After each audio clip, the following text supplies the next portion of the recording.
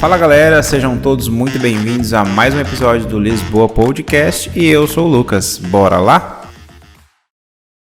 Fala galera, graça e paz, sejam bem-vindos a mais um episódio do Lisboa Podcast e hoje eu tô muito feliz porque a gente tá voltando, é o primeiro vídeo de 2023 e não podia ser com essa pessoa maravilhosa, na verdade está sendo com ela, né? Com esse pastor maravilhoso que é o meu pastor Vitório Guimarães. E eu fico muito feliz de te receber aqui na minha casa hoje, no nosso pequeno estúdiozinho aqui. E é uma honra ter o senhor aqui com a gente. Pastor, bem-vindo. Obrigado. Para mim também é uma honra. E bater esse papo aí, com certeza, vai ser muito na minha vida demais. E na vida de quem está assistindo também. Legal. Mas antes da gente começar, queria fazer uma propaganda aqui para vocês. Desse café aqui, que eu tive o prazer de tomar hoje lá no Xerimbão. Que é o bom. Da última vez a gente mostrou o Mió. O Mió também é bom. Mas esse daqui é diferente, ele é bem mais encorpado, eu gostei demais dele. E se vocês forem lá no Xerimbom para tomar café, procura o Ramon. E se você gostar do café e quiser comprar um pacote de café, se você for pelo Lisboa Podcast, você vai ter 15% de desconto, beleza? Esse café é bom, pastor. Legal. É isso aí. Pastor, a primeira pergunta que eu queria te fazer, no caso, é quem é o pastor Vitório? Quem é o senhor? O que o senhor faz? Como que é esse dia a dia, assim, do pastoreio? Esse é um grande desafio, né? Porque hoje aqui em Sinop, nós já estamos com 12 anos, né? Uhum. E estamos aí com a igreja. Então é um grande desafio no dia a dia, os compromissos da igreja, as reuniões. Nós trabalhamos com as células, então temos a célula, tem que trabalhar com os líderes, então é bem corrido, né? Uhum. E bem cheio, por sinal, até já marcamos algumas vezes, sempre falha por causa de reunião, né? Pois é, esse episódio aqui a gente já tentou marcar acho que umas 2 ou 3 vezes e nunca dava certo. Hoje, graças a Deus, aconteceu. Verdade. É isso aí. Então, isso tem sido, mas para mim, pelo fato que o ministério não é um fardo. Uhum.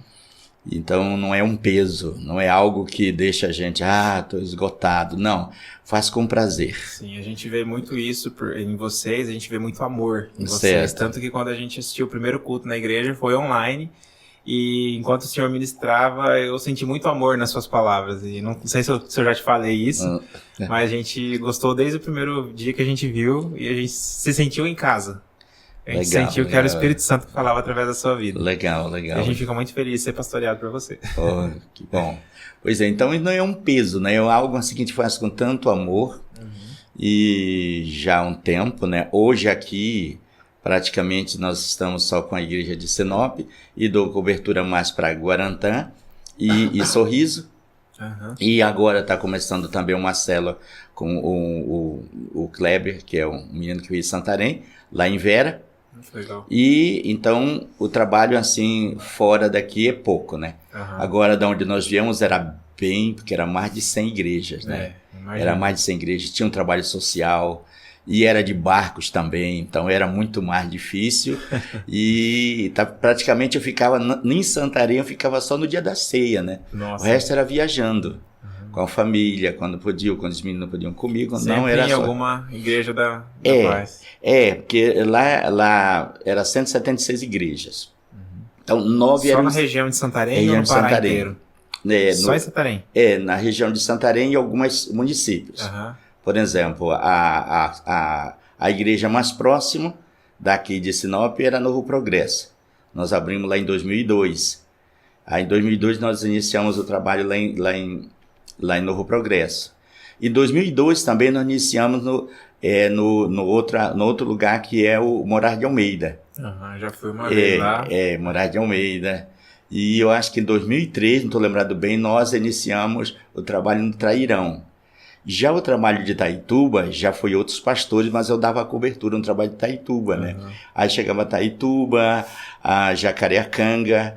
Então, devido à estrada, hoje não está bem melhor, mas na época era bem mais difícil. Uhum. Então, era de avião ou de carro, nesse trecho vindo para cá. Mas já quando se fala do rio Arapiuns, que é o rio Tapajós, o rio Amazonas, era tudo de barco. O senhor já fez essas viagens de barco também, né? Muitas vezes. Pegamos muito temporal feio. E mas é prazeroso também, né? E como que era, assim, passar por um temporal num barco no meio do rio? Como é que era? Quando eu estava só eu... Era aqueles barquinhos pequenos ou era mais grandinho? Tinha assim? uns maiores, né? Uhum. Que nós tínhamos até hoje tem, na época estava debaixo da minha supervisão, que era o Portador da Luz, que era um trabalho, era um barco hospital. Uhum. Então ele tinha todo o aparato para fazer aquele atendimento básico, operações. Então, nessa época, e até hoje está vindo médico, tanto de fora do Brasil, como também do Brasil, aqueles médicos que já estão aposentados, que tinham de férias. Então, a igreja sempre entra em contato com esses médicos, enfermeiros, dentistas, e eles agendam uma vez por ano para vir dar esse suporte no Amazonas, né? Bacana. Na região Amazonas. Então, nós tínhamos uma agenda já marcada já para o ano todo, e eu saía com eles, era 10 dias, né? Então, quando eu estava sozinho, que a gente passava por esses momentos difíceis, temporal, claro que a gente passa... Agora, o difícil era quando estava com os filhos pequenos, né? Porque aí era o cuidado da gente e cuidado com os filhos, sim, né? Filho, a minha esposa não sabe nadar, então, e os filhos pequenos, então, me lembro que uma vez nós pegamos um vento bem forte, que o barco estava entrando água, batia por cima, que o barco é de ferro, e já tinha entortado a parte da escada, que também é de ferro, né, o barco do vento. E aí, para não criar aquele clima com o André, eu saí lá para trás com ele, fiquei lá sentado, seguro com ele, abraçado com ele. Os coletes já tinham acabado, já tinham usado tudo, mas graças a Deus, a gente foi e passou. Então, nós passamos alguns momentos bem difíceis, né, no Rio, mas era assim, depois que passava, a gente ficava muito alegre, porque graças a Deus nunca aconteceu pior, nunca foi profundo o barco, não vou. Tranquilo. Nossa, eu fico tentando imaginar assim, é difícil, né? Mas tudo era por uma boa causa, né? Era. Assim como hoje ainda é por uma boa causa, né? Por exemplo, naquela época, nós trabalhávamos com os filtros. Os filtros porque na região das comunidades do Amazonas, não tem como fura poço artesiano. E não tem água encanada também. Então, devido àquelas palafitas, o povo tomava água, e principalmente no período da enchente, da vazante, dava muito problema de diarreia, a criança morria. Então, para isso, a nossa liderança, ela descobriu uns filtros na África, no tempo da cólera, que estava dando, também eles trouxeram para o Brasil, e eles fabricavam lá em Santarém, e a gente entrava nas comunidades também levando esses filtros, né? Legal. Então, isso era muito bom. Nas comunidades que eram na área do alagado, né, que era da área mesmo da várzea, e da terra firme não te usava sempre os poços artesianos e outras coisas que a gente trabalhava. Então, mas era muito assim, muito. Porque geralmente nessas regiões as pessoas pegavam água direto do rio e bebiam. Do rio, Nossa. Do rio. A maior parte hoje, nas comunidades que não tem, pega do rio, né? E a água totalmente... Até hoje acho que deve ter povos que não tem estrutura assim nem nada. Não tem ainda. Toma do rio. Então, por exemplo, todas as vezes que a gente ia tinha que levar nossa água. Porque tomar água de lá era com certeza a ameba na hora. Nossa, então era difícil, né? Então a gente já levava nossa água o suficiente para 10 dias, né? Para muita gente nem entra na realidade da pessoa isso, né? Verdade. E aí eu usava a água do rio só para o banho, né? E aí levava água suficiente para a gente tomar e fazer o almoço. Para a pessoa que quer ser missionária, ela tem que estar preparada para tudo, né? Exatamente. Fica a dica, hein? É uma cultura diferente, né? E tem regiões que são difíceis. Difícil a questão até financeira, muito difícil. Você tinha que levar despesa suficiente para passar os dias. E às vezes a gente tinha que ajudar as pessoas também na comunidade, né? E também tinha imprevistos também, né? Tinha imprevisto, né? Tinha imprevisto. Mas, por outro lado, era muito gratificante ver, por exemplo, comunidades que nós entramos, que eu vi pessoas comerem no prato, era folha de banana. E quando nós voltamos, porque eu trabalhava com uma equipe de pastores, Em cada região tinha uns pastores, eu estava com eles, mas eles estavam lá dentro das comunidades, eles que davam a supervisão. E quando nós voltamos já nessa comunidade, eu fiquei muito alegre, porque como eles prosperaram, porque é um trabalho, tanto o ensino da palavra de Deus, como ensinar também eles até mesmo em termos do próprio higiênico, né? De levar os médicos para... Tem pessoas que não sabem nem escovar o dente, né? Escovação de dente, coisas básicas, né? Sim. Coisas básicas. Então, a gente ia com todo esse trabalho de higiênico, então levar as pessoas para dar palestra, orientar, levar pessoas também para ensinar a plantar, porque muitas coisas lá eles não sabiam plantar. É um povo bem nativo. Uma certa dificuldade assim no evangelho ou não? Ou eles eram bem receptivos? Algumas comunidades eram bem resistentes. Só que quando nós começamos a usar a estratégia da saúde, aí aquelas comunidades... porque a gente fazia o seguinte, sempre preparava eles com antecedência, há vários meses, e que nós tínhamos uma equipe de médico, de dentista, da saúde para atender eles, e durante o período que a gente passasse lá, 2, 3 dias na comunidade, a gente queria fazer culto. Então, eles abriam as portas para a área da saúde, era de graça, né? E também aproveitava esse tempo para iniciar um novo trabalho, convertir pessoas, devido a ser muito envolvido com a área do curandeirismo, havia muita libertação de pessoas com problemas espirituais. Então, assim, era muito gratificante, é muito gratificante. Por sinal, ano passado, nós tivemos uma comunidade que é onde era o meu reduto de trabalho, né? E de ver muitos irmãos que estão lá, a igreja crescendo, animado e tudo. E o senhor lembra de quando eles se converteram, né? Exatamente. É muito gratificante. Legal. É legal a gente ouvir essas histórias assim, porque não sei se vocês que estão assistindo ficam com o coração quentinho, com vontade de viver isso também, imaginando, mas eu fico. É legal. E assim, essas pessoas que eram mais resistentes, o que eles falavam, o que eles alegavam, assim, o porquê deles não quererem? O fato, assim, mais a questão religiosa, né? Mais religiosa, na questão de não... às vezes nós já temos nossa própria religião, nós não queremos, então a questão principalmente aqueles os velhos, né? Então, então era difícil, pelo menos até hoje eu praticamente umas 3 ou 4 comunidades que é onde elas foram resistentes.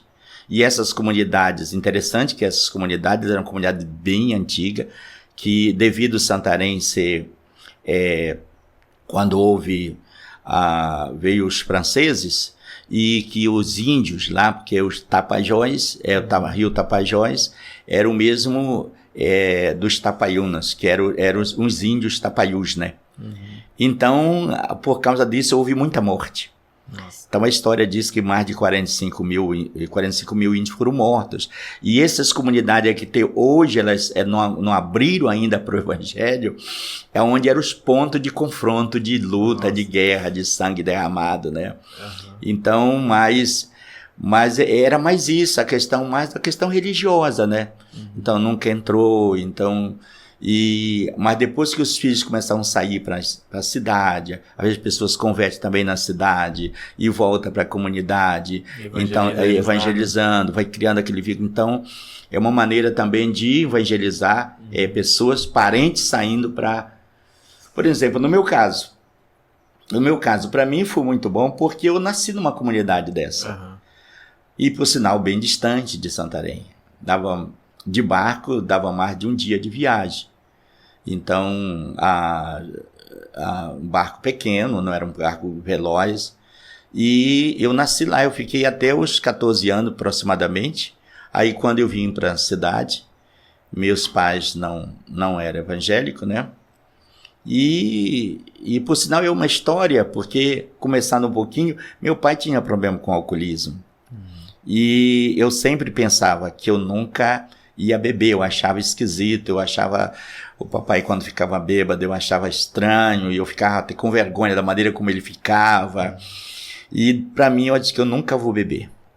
E foi aonde eu eu encaminhei pela bebida aos 12 anos de idade aproximadamente.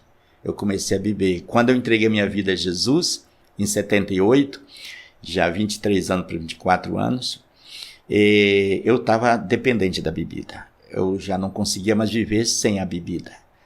Então era algo que me escravizava, e por causa disso veio vários momentos de querer tirar minha própria vida, que eu achava que não valia a pena. É aquela situação que eu achava que, por que eu vim no mundo, por que Deus não me tirava? Então eu tentei por 3 vezes tirar a minha vida. Queria colocar um fim naquilo. Mas quando eu pensava, porque lá no fundo eu pensava, e se eu morrer, para onde é que eu vou? Se eu me matar, para onde é que eu vou?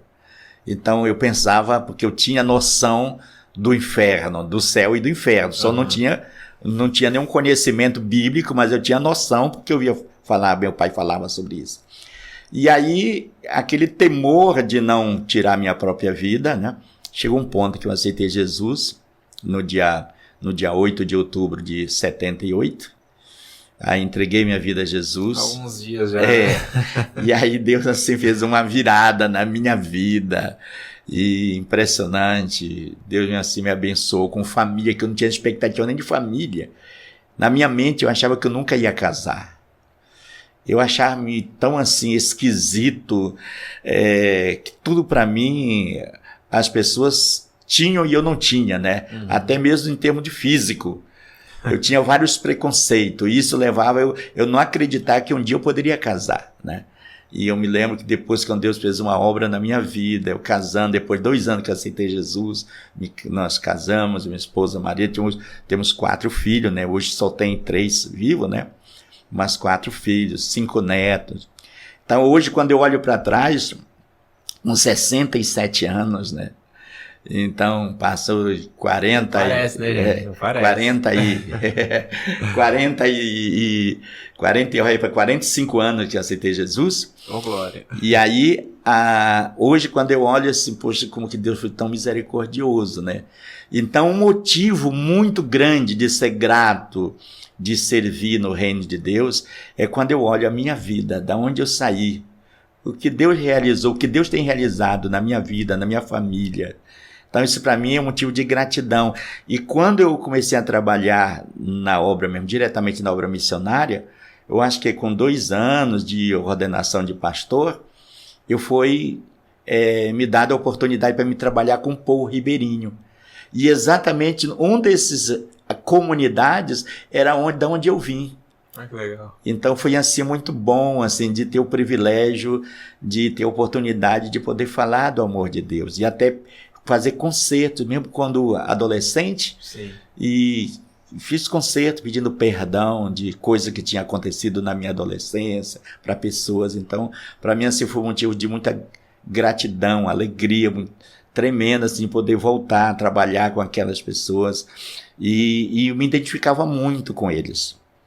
Muito com eles mesmo, por causa até mesmo da cultura, da linguagem, e devido também, muitas vezes, quando eles sabiam que eu era da região, do Ribeirinho, isso me identificava muito mais com eles, e eles comigo também, foi algo assim muito, muito maravilhoso. Que legal. É legal a gente ouvir essas histórias assim, que a gente passa a te conhecer mais. Toda vez que o senhor vem aqui em casa, ou quando a gente se encontra, o senhor conta alguma coisa da sua vida a respeito do senhor, assim. A gente sempre acaba aprendendo um pouquinho mais, porque cada vez o senhor conta diferentes histórias, né? Porque tem muitas histórias que o senhor já viveu. Tipo assim, eu acredito que o senhor não contou nem 1% aqui, né? E assim, nessa caminhada, durante a caminhada do senhor, já tem quantos anos de cristão? 45, né? 45 anos. Qual foi a maior dificuldade que o senhor teve, assim, nesses 45 anos na caminhada? Em termos da minha fé, é interessante, que eu sempre falo que eu nunca desci. Hoje eu estou lá embaixo. Não. Às vezes permaneceu, mas sempre andando um pouquinho, em termos de fé. Então, assim, eu louvo a Deus porque, hoje eu estou desanimado, hoje eu estou frustrado, em termos de fé. Agora, em termos de momentos de luta, por exemplo, eu me lembro que doença. Eu tive problema de tuberculose. Então, em 91, E eu mudei de uma cidade para outra cidade, vim de cidade de Tucuruí para a cidade de Santarém, onde eu nasci, região onde eu nasci. E lá, com o tempo, foi cometida essa enfermidade, tuberculose. E quando foi descoberto, eu estava já escarrando sangue, estava muito avançado, né? Então, aquele momento para mim foi muito difícil, não assim de esfriar na fé, Deus, mas eu tenho sido fiel. O meu questionamento era esse: por que isso? Eu tenho sido fiel a ti. Desde quando eu converti, eu aprendi a ser fiel no dízimo, ser fiel na oferta, no congregar, mesmo não sendo pastor. Mas assim, eu nunca... hoje eu estou cansado, eu não vou na igreja. Então, não me lembro o que acontecesse na minha vida. Mesmo quando não tinha transporte, não aconteceu isso na nossa vida. Nossos filhos eram pequenos, levava de ônibus, então, tudo aquilo lá. Então, aí vem aquele questionamento. Deus, por quê? Eu tenho sido fiel. Eu tenho sido fiel. Meu questionamento quando eu estava enfermo era isso. Só que nesse momento, Deus começou a tratar em algumas coisas na minha vida. Não era que eu estava em pecado, mas eram coisas que eu precisava alinhar. Eu precisava pedir perdão a pessoas que eu tinha magoado. Eu precisava ser muito mais aberto com a minha esposa, falar em coisas que tinham acontecido na minha vida no passado, até mesmo na minha infância. O que eu passei na minha infância, na minha adolescência, muitas coisas que eu enfrentei no mundo, principalmente mais nessa área sexual, imoralidade. Então, quando eu sentei com ela, eu tinha vergonha de falar com ela, e eu pensei que ela ia... Poxa, foi desse jeito. Então, eu tinha vergonha. Só que nesse momento, não era porque eu estava pensando que ia morrer. Não, mas eu vi a necessidade de abrir meu coração. Naquele tempo, eu já tinha um discipulador, que era o pastor Leôncio, mas eu vi a necessidade de começar com ela, abrir o meu coração. E eu vi várias coisas na minha vida que eu precisava. Uma das coisas era o orgulho. Porque eu tinha dificuldade, por exemplo, se alguém chegasse e dissesse: olha, eu tenho algo para te dar. Ou uma roupa eu comprei, não serviu em mim, então eu está lá, eu não vesti, quero te dar. Eu vinha naquela mente: por que ele quer me dar? Está achando que eu estou passando necessidade? Então eu era orgulhoso. Eu não recebia nada de ninguém. Tipo, eu recebia às vezes, mas era por muita insistência da pessoa, mas eu mesmo não queria receber. Não precisa não. Então, eu vi que aquilo era um orgulho da minha parte. E Deus começou a trabalhar nesse tempo. Nesse tempo foi um tempo que Deus tratou na minha vida. Assim que eu aprendi alguns momentos com Deus, assim, tão importante. E uma das coisas que eu sempre falava sobre fé. Porque antes de ser pastor, de ser ordenado pastor, eu passei 7 anos trabalhando numa congregação, sendo líder de uma congregação. E lá, várias vezes eu preguei sobre fé, tudo, quem está empregado e crê que Deus... Só que, na verdade, eu nunca tinha vivido pela fé, porque sempre estava empregado, sempre tinha uma empresa, a empresa fornecia todo o sistema de saúde, supermercado, casa. Então, eu nunca tinha vivido pela fé. E exatamente nesse momento de doença, foram 1 ano de tratamento. Eu aprendi na prática aquilo que o salmista disse: eu fui moço e hoje eu sou velho, e eu nunca vi o justo nem a sua descendência mendigar o pão. Então eu vi a mão de Deus ali, Deus tratando na minha vida, no meu caráter, mas também Deus tratando nesse lado do cuidado. Chegou um momento que a nossa casa, tinha a cesta básica, doar para os outros. E assim, esse foi um momento bem, bem difícil que eu passei, de enfermidade e também de tratamento. E eu creio que exatamente esse foi o momento que Deus iniciou um tratamento na minha vida, até para aquilo que ia acontecer lá na frente. Porque aí com o tempo, não sei bem, talvez 2 anos, 3 anos, eu passei setembro integral. E eu vi também muitas coisas. Aqui em Sinop, nós passamos 2 momentos bem difíceis, né? Foi morte da nossa filha, uma que era repórter da Centro-América, Ângela Cavalcante. E foi um choque, porque ela tinha 29 anos e o sonho dela era ser pastora. E 29 anos, e ela queria casar, ela orava: pai, você está orando para me casar, eu quero casar dos 30 anos. E aí ela veio a falecer. E naquele momento foi aquele choque, tanto pela morte dela, né? E aquele questionamento, mas por quê? Minha filha é tão sadia. E ela tinha esse sonho, que ela era repórter, mas ela queria sair da televisão, que ela queria ser professora, até para conciliar mais o trabalho na igreja, né? E ela trabalha tudo nessa área de dança, o Ministério de Dança, então ela era bem envolvida, a questão da mídia também, antes do Kennedy estar, então era ela que fazia todo esse trabalho de mídia, né? Então, foi um choque muito grande, porque até pessoas começaram a dizer, poxa, se eu não tivesse vindo para Sinop, sua filha não teria morrido. Então, houve pessoas que pensou dessa maneira, mas nós nunca pensamos dessa maneira. Até porque quando nós viemos para Santarém, aliás, de Santarém para Sinop, havia uma convicção tão grande no meu coração, no coração da minha esposa, que nós saímos de Santarém já despedido, já com plano de vender casa, saímos e não vamos voltar para morar, a menos que Deus mude a história, né? Uhum. Mas saímos com plano para vender a casa, e eu cheguei ao ponto de dizer, olha, se for a vontade de Deus, eu vou ser enterrado no Mato Grosso, mas para cá, eu não volto mais para morar. Não é uma questão de orgulho, não, mas eu simplesmente senti a paz no meu coração. Uhum. E até hoje, eu sinto uma paz tão grande no meu coração em estar em Sinop, o amor, eu passei a amar essa cidade de uma tal maneira que eu até digo, às vezes eu choro mais por Sinop do que pela minha cidade de Santarém, né, que é Santarém. Então aquilo para mim foi um choque, porque a gente não espera, né? Muitas vezes, poxa, tá tudo dentro da vontade de Deus, não pensa que não vai passar por uma situação. Sim. Aí depois, com uns mais ou menos um ano, não tô lembrado bem, aí a nossa filha ficou gestante, depois da morte da nossa filha, aí descobrimos que era uma menina, aí vamos colocar o nome dela, Ângela, de novo, que é em memória da Ângela que o Senhor tinha levado. Uhum. Aí com 5 meses o Senhor leva a Ângela também. Nossa. Aí ficamos sem as 2 Ângelas, né? Então foi os 2 momentos em Sinop. Santarém foi esse momento de enfermidade, né? Uhum. Que foi um momento bem difícil. E, na verdade, foram 2 momentos que eu passei em Santarém de doença. Um na questão de tuberculose e outro malária. Peguei 2 malárias, a última malária foi terrível. Foi terrível. E trabalhando no Ribeirinho, dando assistência, então, comunidades que eram bem... o mosquito da malária, então, eu não sabia que tinha lá, então, sim, quando me de lá, então, a malária... Mas assim, esses momentos foram...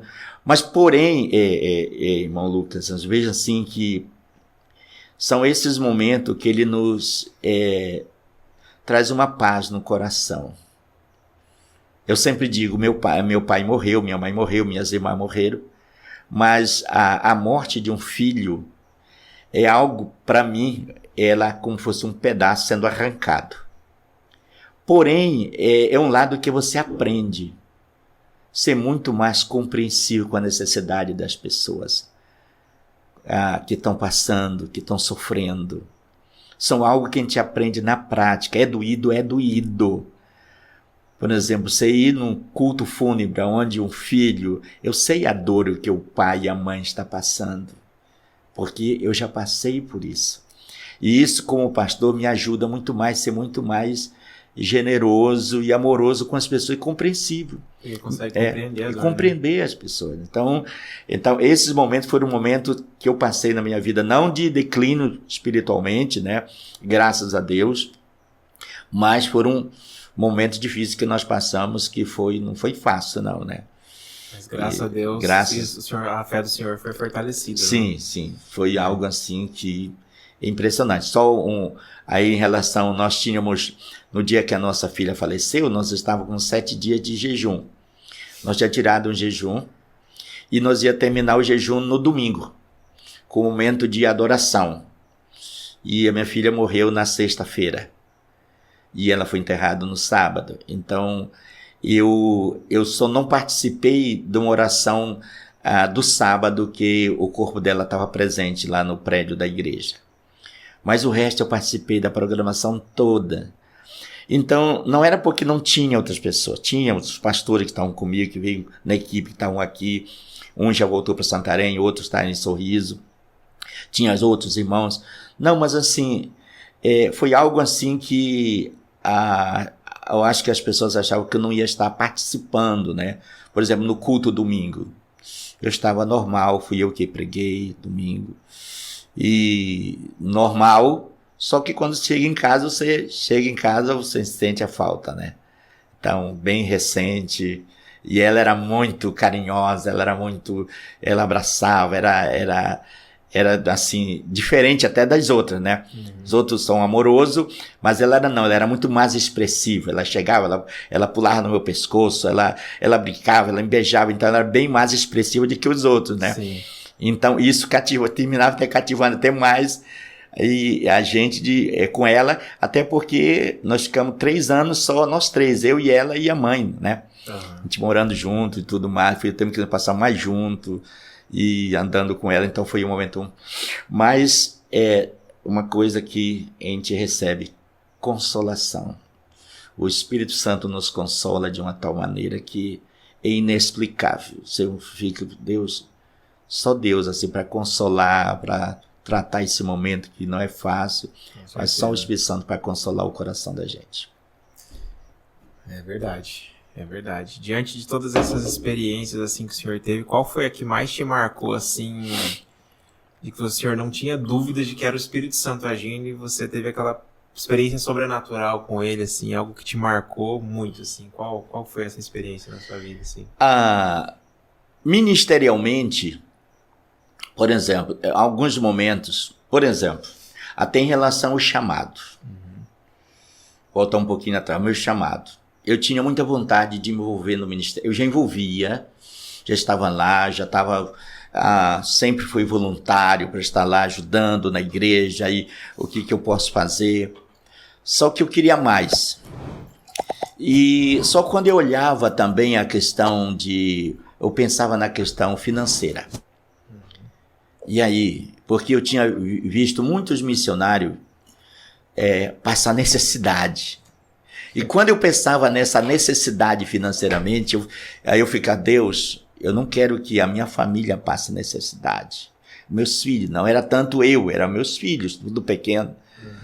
E uma experiência muito forte para o chamado foi quando Deus falou no meu coração, eu sou o teu patrão. Aquilo ali para mim foi algo que trouxe uma paz no meu coração em relação ao chamado. Foi uma paz no meu coração tão grande que eu não tinha nenhuma dúvida daquilo que Deus tinha para a minha vida, para a vida da minha esposa, para o ministério. E Deus trouxe uma tranquilidade na questão financeira, né? Aquela preocupação, ela acabou.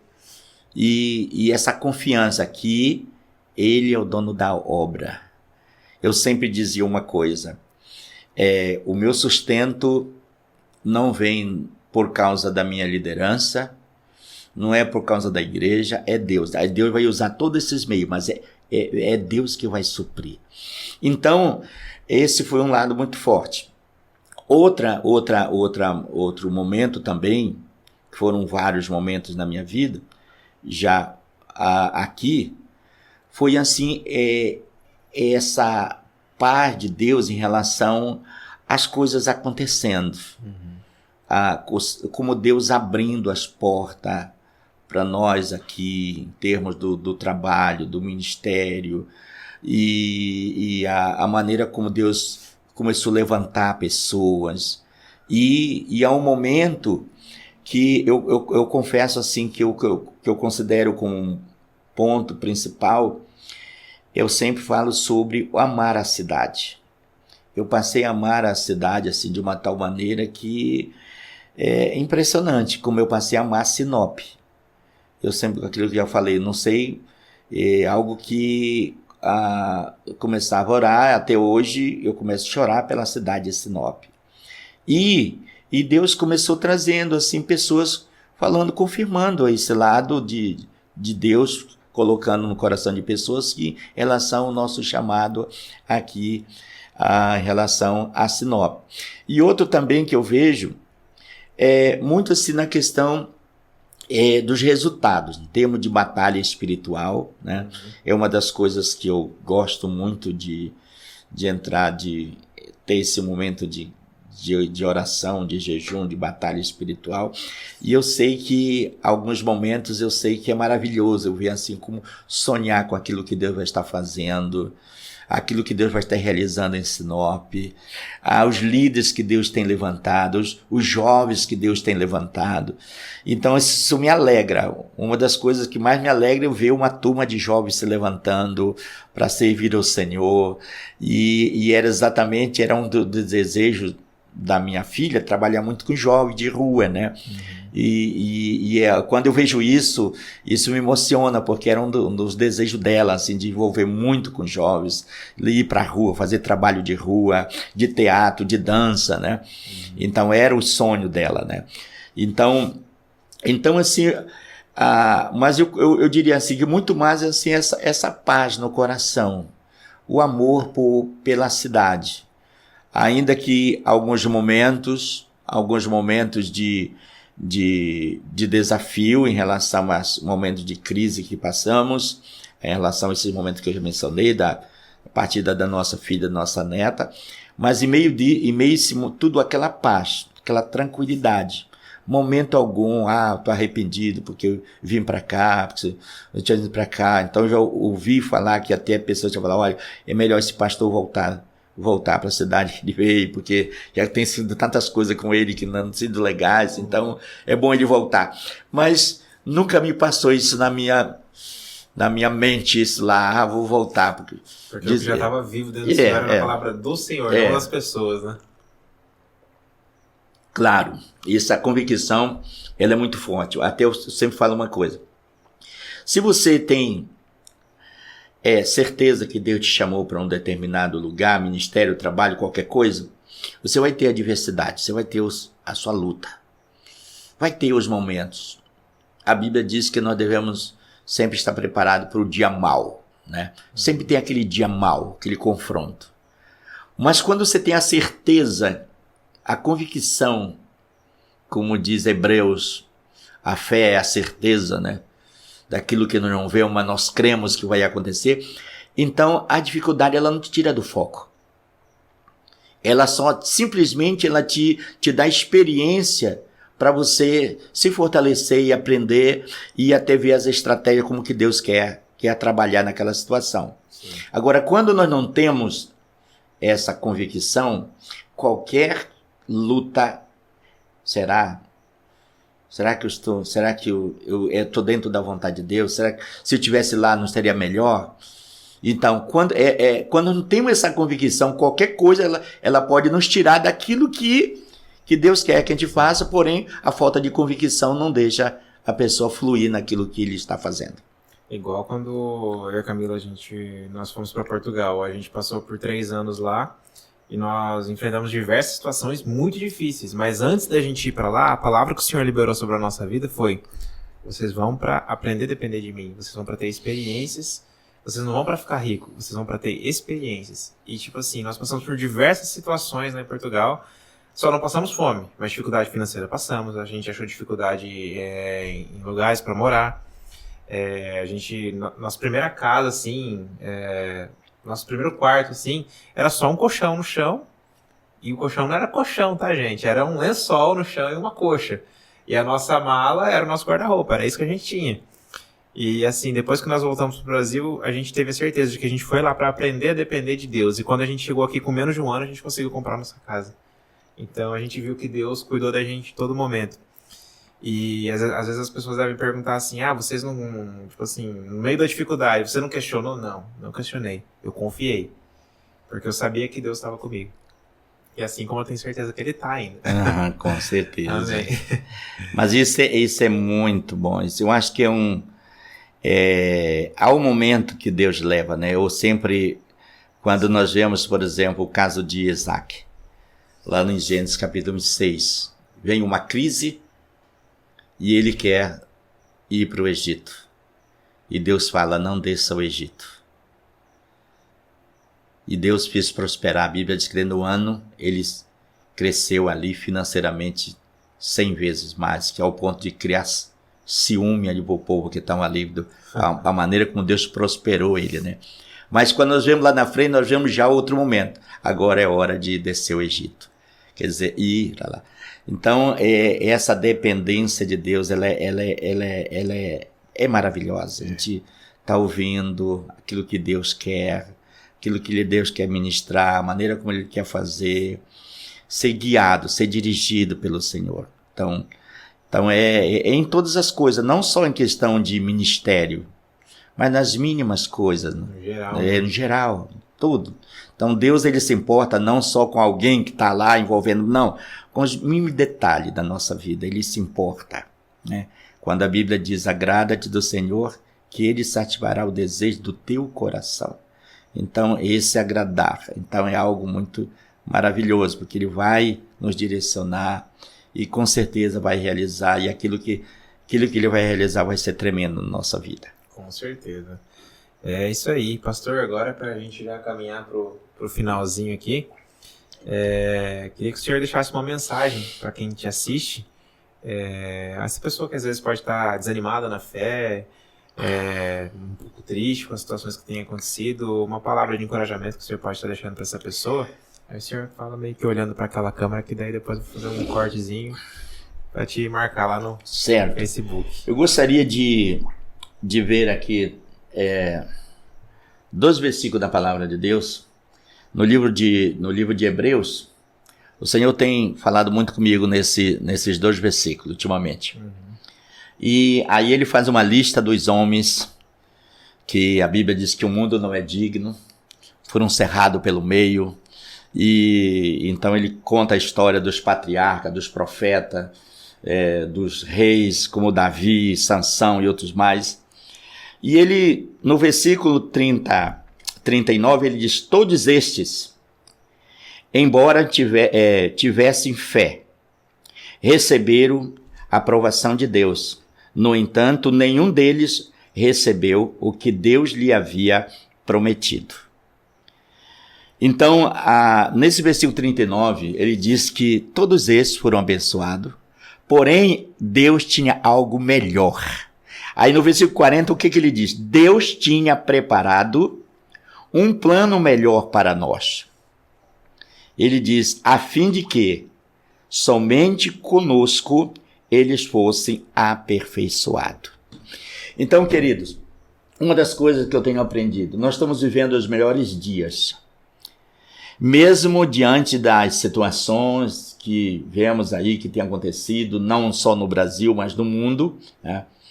Coisa que tem acontecido, mas exatamente nós estamos vivendo os melhores dias, porque são dias que Deus tem falado que Ele quer se revelar, que Ele quer se manifestar de uma maneira poderosa.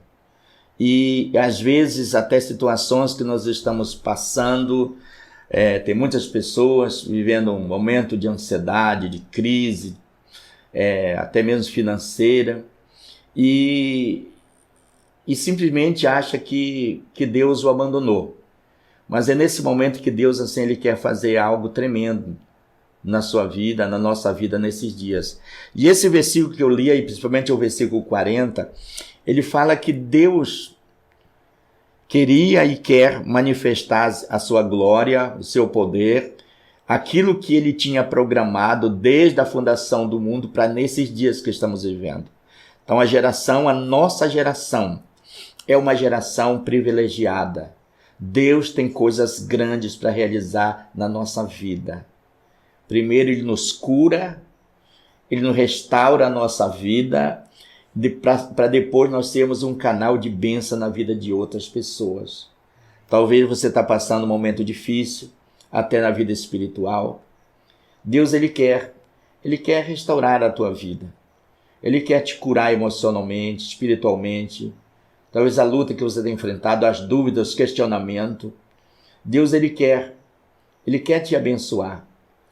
E quando Ele nos cura na alma, quando somos curados na alma, nós estamos prontos para ser canal de bênção na vida de outras pessoas.